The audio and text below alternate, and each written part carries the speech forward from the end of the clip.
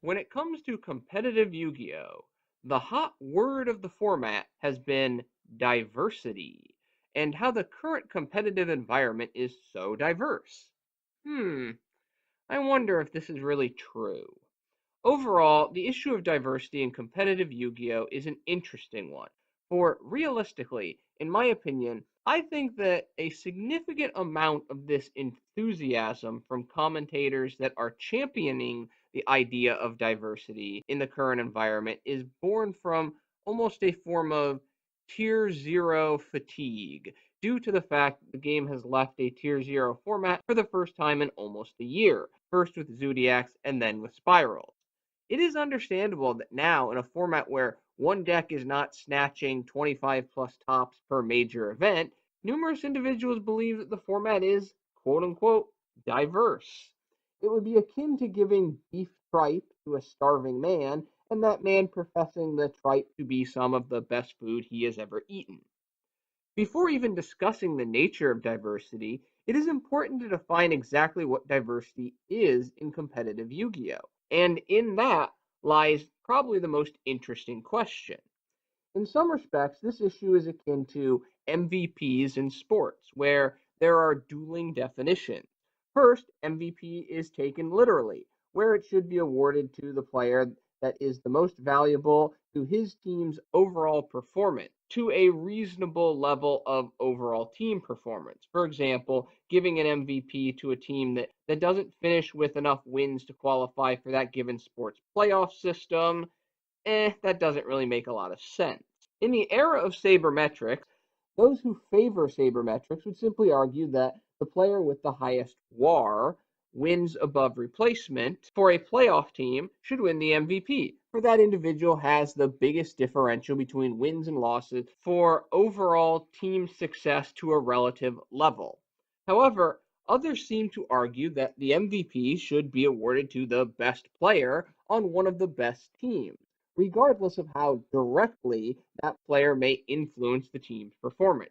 For example, in most of these situations, player A may be the best player on a great team, but if player A was replaced by average guy Joe, overall the team would still be a playoff team and they'd probably just lose like 5 to 10% of their wins. Not that big of a deal because overall the team is just so generally talented.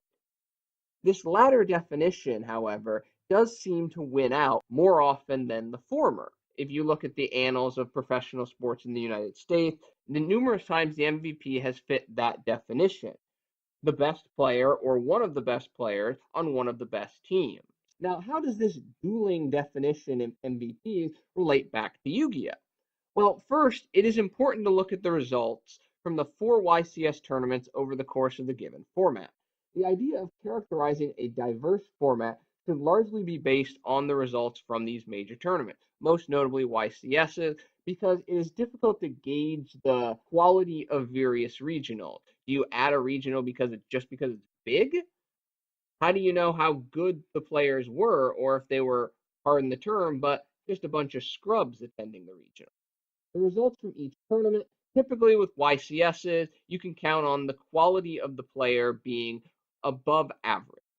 The results of each tournament are shown here on the screen.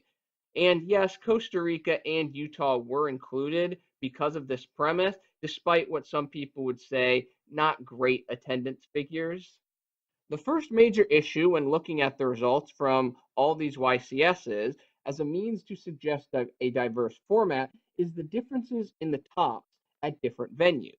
For example, take the difference between Atlanta and Bochum. When not in a tier 0 format, North America and Europe have frequently had significantly different metas based on personal tastes, which create number combinations that favor certain decks topping. Obviously, Deck X has a higher chance of topping when 200 people at a given tournament run it versus if only 50 people at that given tournament are running it. So the idea of combining the results from these YCSs and using that combination as a means just solely to suggest diversity is questionable because of the rather different meta environment born mostly from player preference that govern these two regions, or even the third region if you want to throw in Central America. Although For the most part, Central America and Mexico tend to follow more North American play patterns than European play patterns. For example, over the years, Burning Abyss has remained much more popular in Europe than North America, whereas a deck like ABC is more popular in North America. The second major issue is what level of topping success defines overall success and supports the idea of diversity in the format. For example, what happens when all of the tops within the YCS are investigated? Combining all of this information from each of the four YCSs, we see the following result. So, over the course of the four YCSs, 15 different decks have netted at least one top 32 spot out of a total of 128 top 32 spots. However, is it right to suggest that these results suggest diversity? In my opinion, and how I define diversity in a competitive Yu-Gi-Oh environment, these results do not suggest diversity. Overall, I feel that a diverse format demands at least three decks that can net half of the tops of a major tournament with close to equal weight. Basically, decks A, B, and C need to net at least 16 of the top 32 spots, and deck A wins 6, B wins 5, and C wins 5, or a similar line. If deck A wins 12, and B wins 2, and C wins 2, that is not a diverse meta, in my opinion. A is clearly the dominant Tier 1 deck. For the existing format, right now, Pendulum Magicians are clearly the top deck at 42.2% of the overall tops, despite some commentators trying to make this argument that, oh, True Draco is suddenly better than Pendulum Magician. No, Pendulum Magician is still better, despite the potential weaknesses that it has as a deck. True Draco is a solid second at almost 22% of all the total top, with Trickstars and various forms of Invoke, largely Invoke Mech Knight, pretty far behind in third and fourth at 9 and 7.4%, respectively. Once you get past Invoked, you start getting piecemeal type stuff with Lightsworn, Dinosaur, Zephyr, and then a bunch of 2 and 1 of. It is important to note that there are certain assumptions for this classification due to hybridized decks like Lightsworn Zombie Dino, so what do you actually classify that as? Or Metaphors True Draco. For breaking every deck down to bare specificity makes little sense because of how many hybrids there are, and then also putting them in each category can really lead to weird results like oh, one deck represents Lightsworn, zombies, and dinosaurs? That doesn't really make good statistical sense. So, for the purposes of simplicity, all Pendulum Magician variants were grouped under Pendulum Magicians, i.e., FDKs, Dark Pendulums, etc., and hybrids were grouped by what I felt was the more important or dominant element, i.e., all True Draco variants really were classified under True Dracos rather than Metaphors or Invoked, because I feel True Dracos is the aspect of that hybrid that's quote unquote driving the bus. So the exact numbers that I have here may be a little different from someone else's analysis because they might have different assumptions regarding on how to classify the hybrid decks. However, for the most part, 95 something percent of our numbers should be relatively the same. Also, one could include the UDS tournaments in this analysis, but I excluded them due to issues of regionality. So you could see some redundant deck playing probabilities and methodologies that could somewhat bias the result. And the general breakdown of the tops in the UDSs was relatively consistent with what the overall results you've gotten from the YCSs, outside of a few different one ofs or kind of weird aberrations like Paleo Frogs netting three tops in Santa Cruz. Not really sure where that came from. So, overall, though, the general conclusions of this analysis are relatively unaffected. The reason I dismiss a small number of singular tops is because a deck netting one or two tops can really be attributed more to either good luck, the cards that are drawn, and the types of opponents and decks played, or just superior play by superior duelists with a deck he or she knows very well versus the deck being just plain good regardless of luck or operator.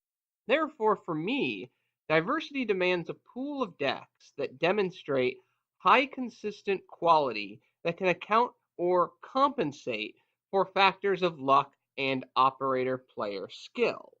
Basically, the deck can do well with average luck run by an average player. That is not demonstrated, in my opinion, by only one or two tops. Overall, I feel that a diverse format demands at least three decks that can net around one half of the tops of a major tournament with close to equal weight. Basically, decks A, B, and C need to net at least 16 of the 32 tops, and let's say deck A wins 6, deck B wins 5, and deck C wins 5, or a similar line. If deck A wins 12, B wins 2, and C wins 2, that is not a diverse meta. A is clearly the dominant tier 1 deck, and decks B and C just happen to get a little lucky, or they could have been run by someone who knew the deck very, very well. Looking at the YCS results, the current environment, in my opinion, is a two-deck format, with Pendulum Magicians and True Dracos taking about 64% of the top, and other decks compiling the remaining 36%, with none of those decks being that dominant in that menagerie of decks, which does not equal diversity for me. In short, there are two Tier 1 decks in this format, Pendulum Magicians and True Dracos, with Pendulum Magicians being high Tier 1 and True Dracos being low Tier 1. Overall, I don't think you can classify any other deck higher than Tier 2. Now, why no Tier 1.5? It is difficult to consider, in my opinion, Trickstars or Invoke Tier 1.5 because the win probability gap between them and True Draco is just so significant.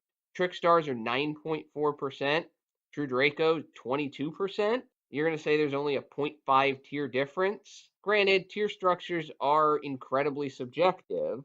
However, I feel no one should classify anything but Pendulum Magicians or True Dracos as tier 1 for this format. And again, how can you say it's a diverse format when you have only two tier 1 decks? And those two tier 1 decks are taking 64-65% of the tops in major tournaments. Some may want to reject the notion of lack of diversity out of almost an intuitive acknowledgement that how can there be a lack of diversity when so many different decks have topped?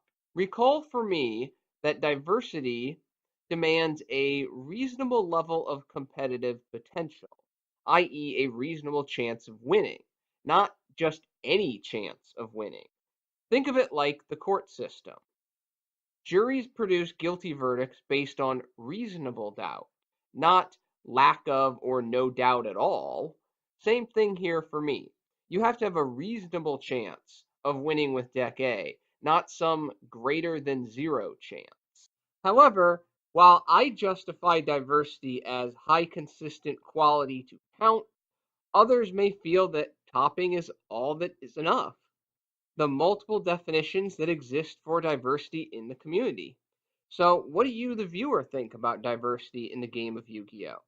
Is just topping a major tournament enough to prove a deck's worth? Is there some minimum number of tops that a certain deck has to obtain to justify its place in the meta? Or do you have a similar viewpoint regarding diversity in Yu-Gi-Oh to Superior Court Justice Potter Stewart's view of hardcore pornography? In a sense, I can't define it, but I know it when I see it. Basically, there's just this intuitive recognition of diversity, and applying too much definitions or statistical arguments just kind of muddies the water in a sense. I know diversity when I see it. Well, those are my thoughts on diversity in Yu-Gi-Oh! Thank you for your attention and your time. I'm out.